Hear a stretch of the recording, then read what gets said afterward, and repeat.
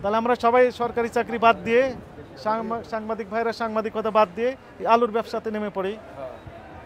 মনে করেন এক্সাম্পল, আপনি 15,280 কেজি নিয়েছেন। কত? 15,280 কেজি গুণ 15,280, তাহলে আপনার 1,10,100,000 লক্ষ 1,68,080 টাকা লাভ হলো একদিনে অতিরিক্ত।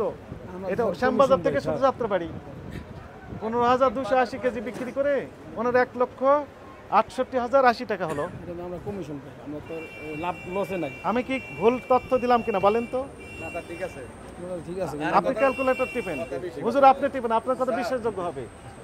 56 টাকা আর 45 টাকা, তাহলে কত ডিফারেন্স? কত? 11 টাকা। 11 কত হয় পড়েন? 1,68,080 টাকা ঠিক অতিরিক্ত লাভ করলেন এক রাতে।